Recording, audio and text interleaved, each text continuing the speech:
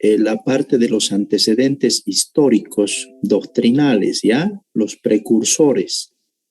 Tienen que estudiar para su examen también, luego, es el remate de los antecedentes históricos, doctrinales, los precursores de la sociología, a Augusto Comte. Augusto Comte y este periodo de la estática y de la dinámica social, quien funda la sociología en 1830. No se olviden estudiar esto. El aporte de Augusto Comte también. Luego, el concepto de la sociología, jóvenes, tienen que estudiar. Posteriormente, como parte de los contenidos para estudiar está el pensamiento social post-Augusto Comte. Y ahí tenemos estas teorías, las corrientes. Uno, el darwinismo social y sus precursores, sus representantes, Charles Darwin y Herbert Spencer. No se olviden estudiar el realismo social, sus representantes, Emilio Durkheim y Max Weber. Luego, las escuelas sociológicas modernas. Y ahí está Talcott Parsons, jóvenes, Talcott Parsons y los funcionalistas, los estructuralistas, los normativistas, ¿ya? Posteriormente tienen que estudiar la escuela de Frankfurt y sus representantes también. Estamos hablando de Herbert Marcuse, Habermas. Y finalmente el postestructuralismo que tienen que estudiar, que está representado por el filósofo del poder, Michel Foucault y Bourdieu. Entonces, estos dos capítulos tienen que estudiar. Uno, la sociología, y segundo, tienen que estudiar el pensamiento social posterior a Augusto Comte, tal cual como les he mencionado. Y también van a incluir, jóvenes, este tema que vamos a avanzar ahora, esta parte que vamos a avanzar ahora. Recording in progress.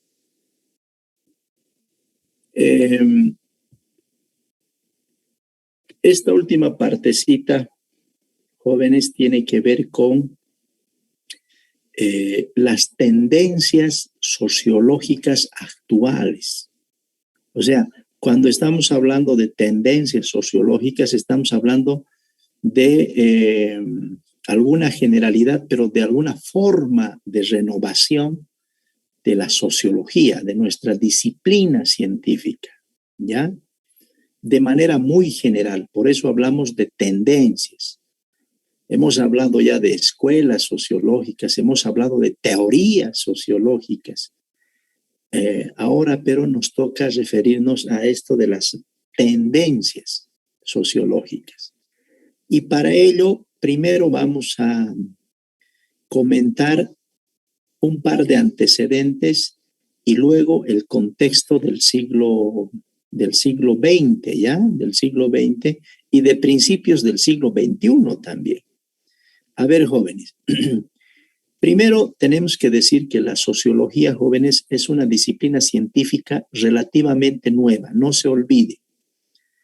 Es fundada en 1830 por Augusto Comte. Tiene la virtud Augusto Comte de fundar esta disciplina científica nueva que es la sociología y que la llama por una parte una ciencia social madre. Ciencia social madre. Y esto porque a partir de Augusto Comte la cultura puede ser criticada. El ser humano, la sociedad, las relaciones de las personas en sociedad pueden ser susceptibles de ser investigadas, de ser estudiadas, pueden ser objeto de estudio. Entonces, una disciplina científica madre, la sociología, una disciplina científica blanda, porque hasta entonces solamente se desarrollaban las ciencias exactas, las ciencias de la naturaleza. Era objeto de estudio solamente la naturaleza o los objetos de la naturaleza. Pero a partir de Augusto Comte también es parte de estudio el ser humano, las relaciones del ser humano y la propia sociedad. Entonces, miren una disciplina científica madre. Por otro lado, llama también Augusto Comte a la sociología como una ciencia de los remedios. Ciencia de los remedios porque busca, a partir del conocimiento científico y de una disciplina científica como la sociología, superar los problemas caóticos y el desorden de la post-revolución industrial del 1750 y de la post-revolución francesa del 1789. Porque la Francia de entonces y la Europa de entonces vive un momento de caos, de desorden, jóvenes. Hay un juicio al valor en esta temporalidad a este proceso de la revolución industrial y de la propia revolución francesa, porque, miren, es ominoso realmente el grado de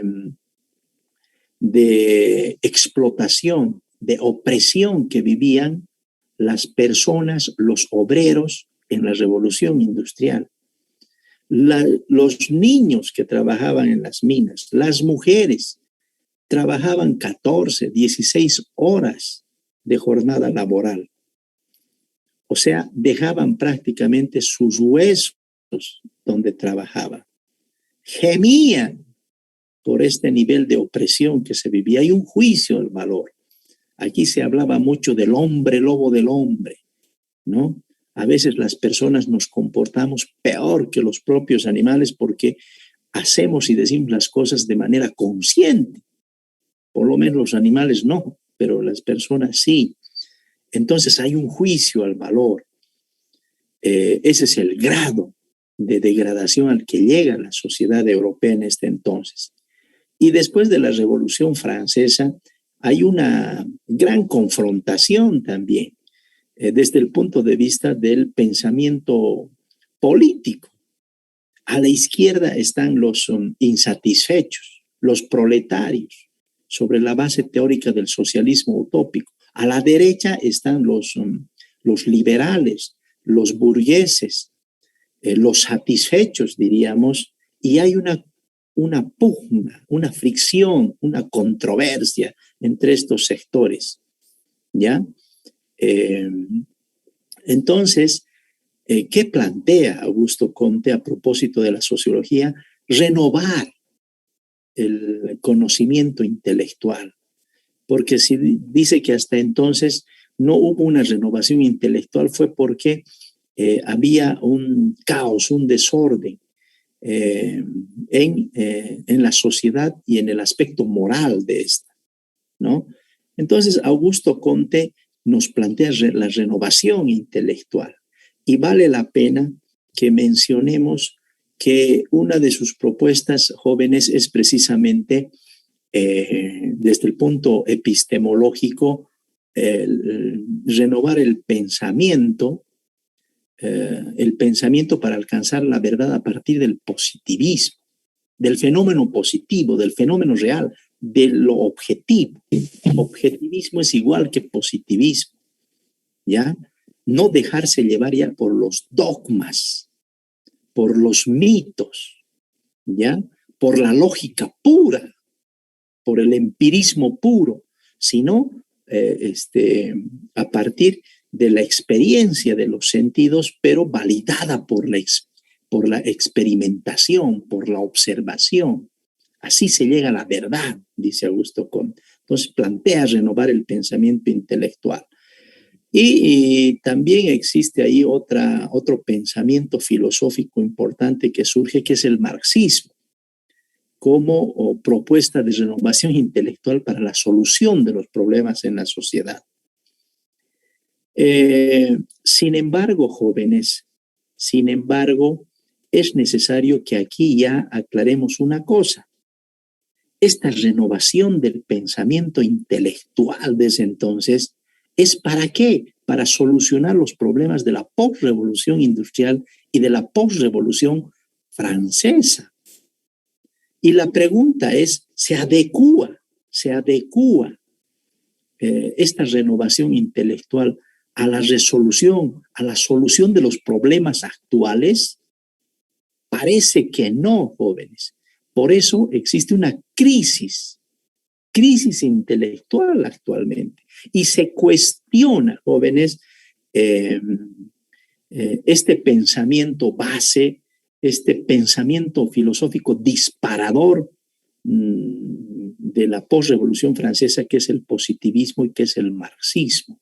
Está cuestionado por el postestructuralismo, como hemos visto, por la escuela de Frankfurt también está cuestionado. Dice que ya no solucionan los problemas actuales. Einstein, jóvenes, decía, no puede solucionar los problemas actuales con el mismo método y pensamiento con el que se crearon, con los que se creó. Entonces, hay que aplicar otra metodología, otro pensamiento, hay que renovar el pensamiento intelectual. En el fondo, hay que renovar, recrear, jóvenes, las disciplinas científicas y entre ellas la sociología, para solucionar los problemas actuales que no son problemas propios del siglo XIX y del siglo XX. Porque, jóvenes, el contexto que exige renovar el pensamiento intelectual, las propias disciplinas científicas y la propia sociología para abordar los problemas actuales, tiene que considerar qué contexto. El contexto del siglo XX, por ejemplo. Ese contexto que nos hablaba mucho, jóvenes, que nos hablaba mucho primero de la post-Segunda Guerra Mundial. En la post-Segunda Guerra Mundial, ya a mediados del siglo XX, tenemos las uniformidades, la ideología de las uniformidades. Por un lado, el modelo uniforme capitalista y por otro lado, el modelo uniforme socialista. Y todos los demás países colíferos, alineados a estos dos modelos, uniformes, digamos, ¿no? Desde el punto de vista económico, desde el punto de vista político, desde el punto de vista social. El modelo capitalista, jóvenes, propio y a la cabeza de los Estados Unidos, y el modelo socialista propio y a la cabeza de la URSS, de la extinta URSS. Entonces, jóvenes, ¿cuál era su garantía de estos modelos? Solo el haber ganado la Segunda Guerra Mundial. El haber ganado la Segunda Guerra Mundial y haber derrotado al eje del mal. Berlín, Roma y Tokio, digamos.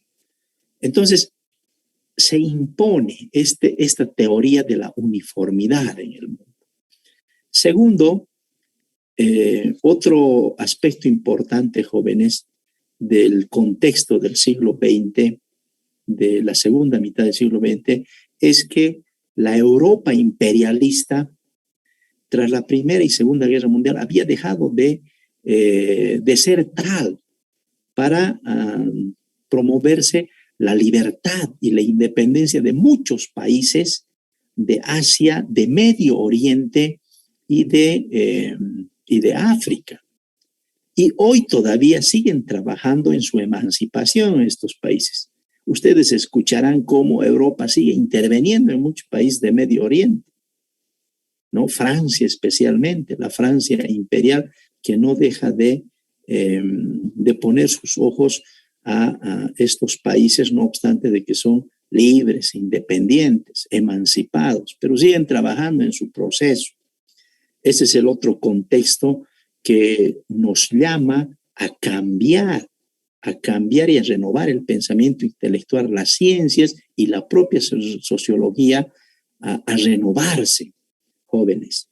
También, jóvenes, tenemos la otra teoría como contexto, que es precisamente la teoría de la modernidad. Dice que la modernidad es el modelo americano, que como,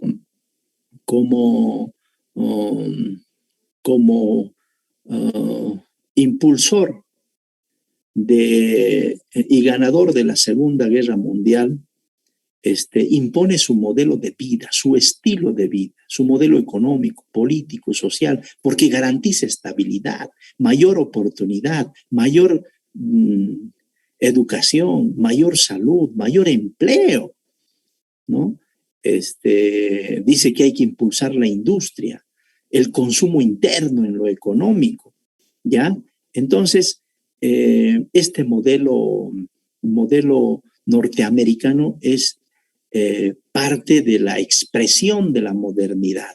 Y por eso hay que americanizar Europa, dicen, ¿no? Y se traslada este modelo tal cual como calca Europa, jóvenes. Se americaniza Europa, ¿ya? En el sentido de que esto representa la modernidad. En el Japón, a través del Plan Marshall, también se traslada el modelo americano. Probablemente ha tenido éxito, y lo propio en Europa. Y América Latina también, a través de la Alianza del Progreso, se transpone el modelo americano, pero hay mucha resistencia, porque hay una exaltación a lo propio, a lo nacional en América Latina. Entonces, este es el contexto que nos plantea una nueva realidad. Jóvenes, también es bueno mencionar este otro contexto que se da en el mundo, que es el modelo de los sistemas mundiales, los sistemas mundiales vigentes, ¿no? Por una parte, es el sistema mundial de la economía de mercado. El sector privado es el protagonista de la economía, dice, ¿no? En sus manos están los medios de producción, las empresas que prestan servicios y que producen bienes, la economía de mercado. ¿Existe el Estado? Sí, pero es residual, dice el Estado. Ya apenas el Estado es un regulador. Aquí lo que estamos hablando es de un Estado mínimo. Y por otro lado, está el otro sistema, el sistema mundial, que es el modelo de economía de Estado, donde el Estado es el que detenta los medios de producción. En sus manos están las empresas que prestan servicios y producen bienes. ¿Está el privado? Sí, pero es residual también, dicen, ¿no? Aquí estamos hablando de un Estado máximo, dicen, ¿no?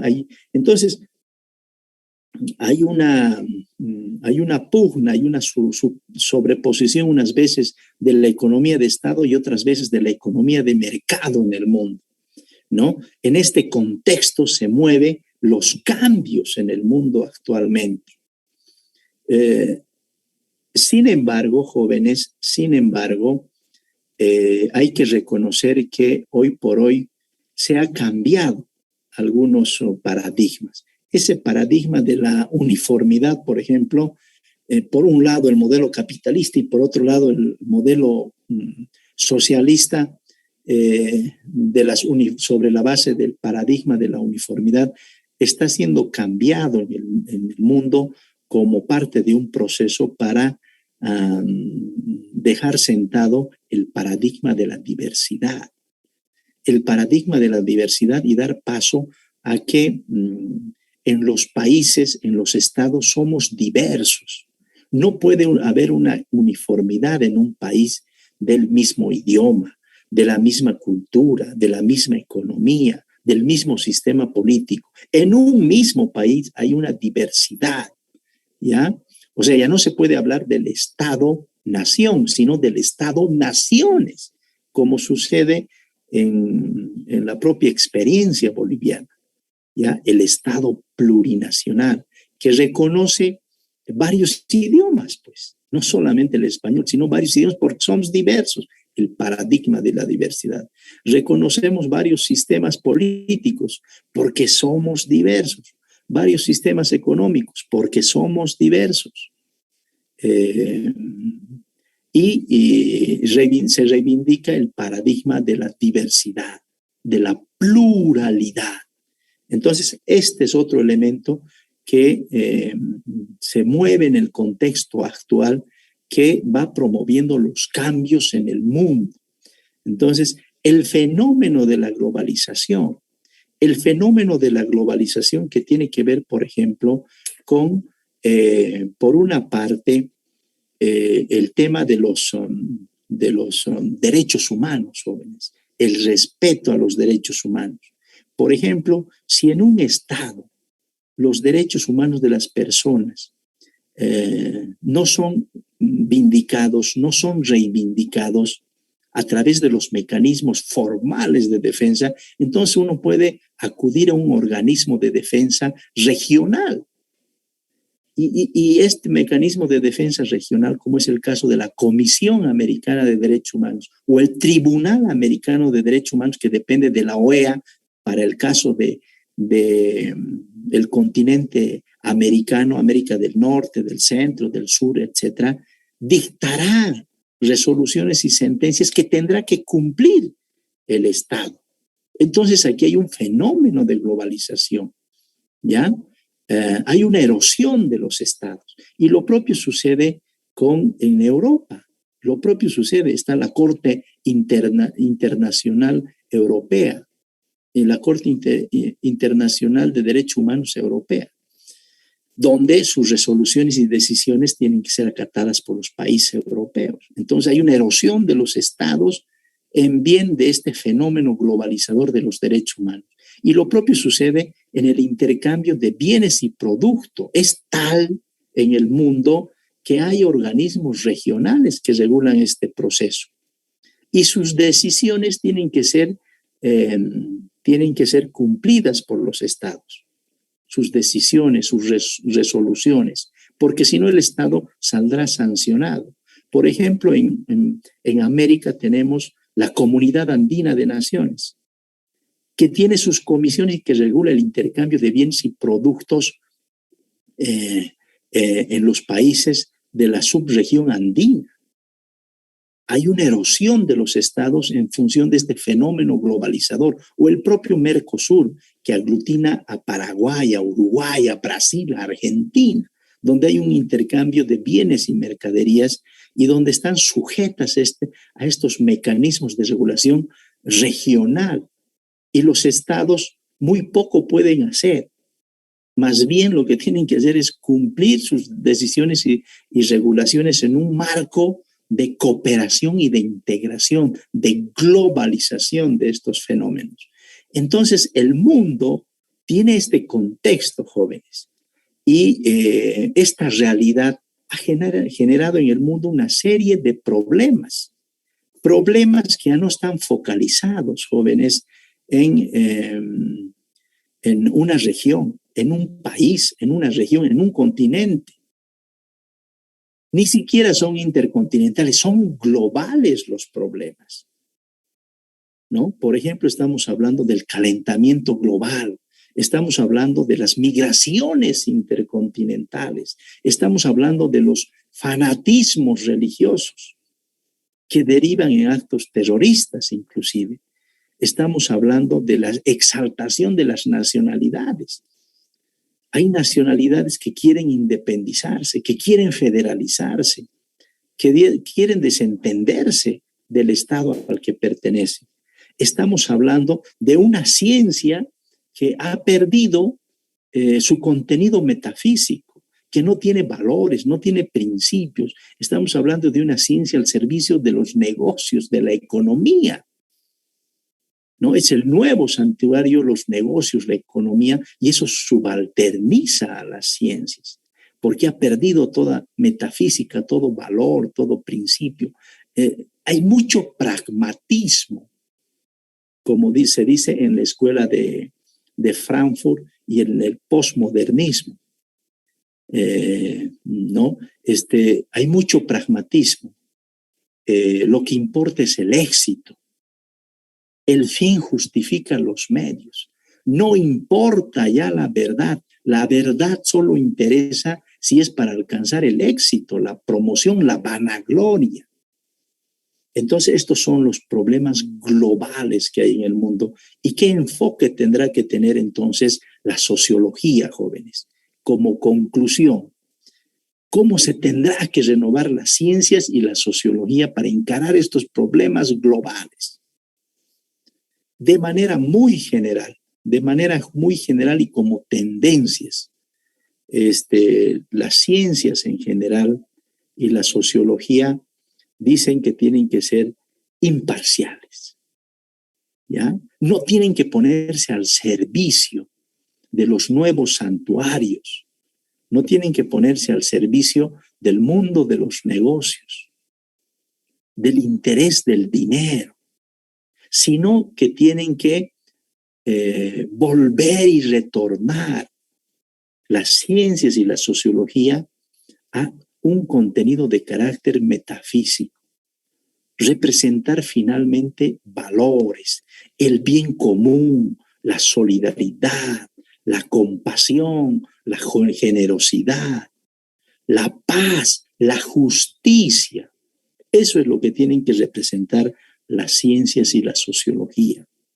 Se dice también, jóvenes, que esta propuesta de la posrevolución francesa del positivismo, que es igual a objetivismo, el marxismo, que representaba renovación intelectual, hoy por hoy ya no son muy útiles para la resolución de los problemas mundiales, de esos problemas globales de los que hemos alcanzado. Por eso hay que renovar a las ciencias y a la propia sociología. Ya hemos leído que en la escuela de Frankfurt, por ejemplo, se decía que toda doctrina puede ser criticada, sea económica, política, social, filosófica, porque nada es eterno, nada es inmutable, dice. Se tiene que criticar al positivismo, al objetivismo, dice, por su contenido inmediatista, mecanicista. Se tiene que cuestionar el propio marxismo por su contenido excesivamente objetivista, dice, ¿no? Han perdido toda metafísica, todo principio, todo valor que es precisamente el motor del cambio de la sociedad, los valores, la justicia. Ese es el motivo del cambio en una sociedad. Y por lo tanto nos plantean por ello mismo, jóvenes, una renovación de las ciencias y la sociología, imparcial, con fuerte contenido metafísico, de principios y de valores. Pero además se habla mucho, jóvenes, de que las ciencias y la sociología deberían ser por hipérbole subversivas, o sea, deben ser críticas, deben promover el cambio, dicen las ciencias y la sociología. Deben estar al servicio del bien común, de ese cambio que apunte al bien común, a la paz, a la justicia. Ese debería ser el motor de las ciencias y de la sociología. Y por lo tanto aquí también se promueve desde el punto de vista filosófico, jóvenes, que la unidad de las ciencias, la multidisciplinariedad, para solucionar esos problemas globales, jóvenes, el calentamiento global, la migración intercontinental, las exaltaciones nacionalistas, los fanatismos religiosos, etcétera, etcétera, se necesita que las disciplinas científicas trabajen juntas, la unidad de las ciencias, ¿ya? Porque, por ejemplo, este tema de la pandemia, del COVID-19, solo se puede enfrentar con la multidisciplinariedad de las disciplinas científicas. Todas las ciencias con el objetivo de resolver este problema. ¿La sociología es necesaria? Sí. ¿La medicina es necesaria? Sí. ¿La estadística es necesaria? Sí. ¿La demografía? Sí. ¿Las matemáticas? Sí. Etcétera, etcétera, etcétera. Entonces, esa renovación intelectual es planteada como tendencia para para este presente insoslayable que estamos viviendo, porque hay cuestionamientos a ese pensamiento que se decía ser renovado de la posrevolución francesa, del marxismo, del positivismo, que es igual a objetivismo, etcétera, etcétera. Y desde el punto de vista estructural, jóvenes, también se habla de que hay que ver las estructuras políticas no en esa visión bilateral, ¿ya? De comunismo o capitalismo secante, porque hay modelos, hay otros modelos. Y ahí están los países nórdicos, por ejemplo, donde hay una socialdemocracia con un alto nivel de economía de mercado, ¿no? Hay una socialdemocracia, hay un gran apoyo al aspecto social, pero el mercado está abierto. O la misma China, ¿no? Es ultra de economía de mercado abierta, pero está regido por un único partido político. Hay una hegemonía política. Prácticamente la libertad de pensamiento a ese nivel está clausurada, porque el Partido Comunista es el único que conduce los destinos del gigante asiático. Entonces hay otros modelos, dice, no solamente stricto sensu capitalismo y socialismo, hay modelos híbridos, más allá de que sean buenos o malos, pero existen. Entonces, jóvenes, para concluir, se habla como tendencia de la renovación intelectual actualmente, de la renovación de las ciencias, de la sociología, de ver a la sociedad ya con otra lente, de modificar, de salir de la inercia de ese pensamiento renovado del que se hablaba en la posrevolución francesa. Y en ese sentido, en el sentido de que es necesario que las disciplinas científicas se liberen hoy por hoy de todo interés sectario, de todo interés político, sean imparciales, vuelvan a la metafísica, a tener principios, valores.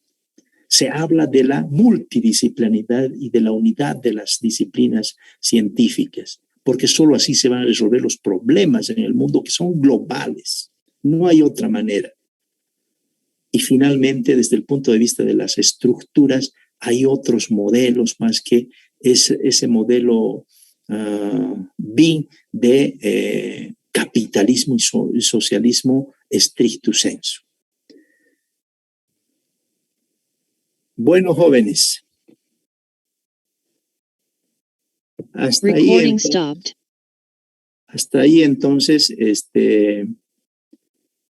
nuestro tema de hoy día, y hasta ahí, por favor, repasar para nuestro examen del próximo día, viernes 22 a las 7 de la noche, ¿de acuerdo?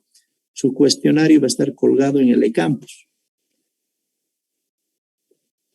¿Está bien, jóvenes? Sí, Licen, gracias. Ya, no se olviden leer, deben tener ahí el archivo digital en el eCampus, ¿ya? Estos dos temas, la sociología y el pensamiento social. Y sus trabajos no se olviden para el mes de noviembre.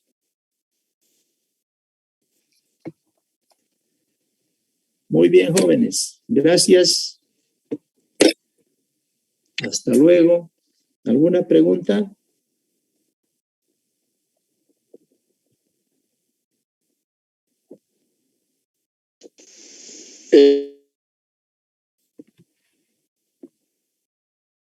Sí, joven.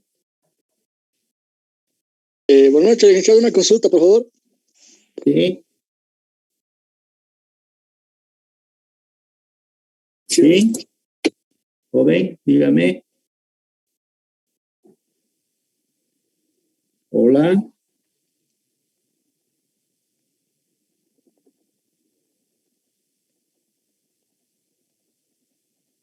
Hola. Hola, hola. Escucho. Creo que licenciado, el compañero Guillermo quería preguntar la hora del examen. A las 7 de la noche, ¿les parece? El próximo día, viernes 22. Sí, licenciado, 7, ¿está bien? Ya, muy bien. A las 7 entonces. Muchas gracias, lice. No, gracias a usted, señorita, y a todos los compañeros, ¿ya? Cuídense mucho. Hasta luego, Buenas Hasta noches. luego, lice.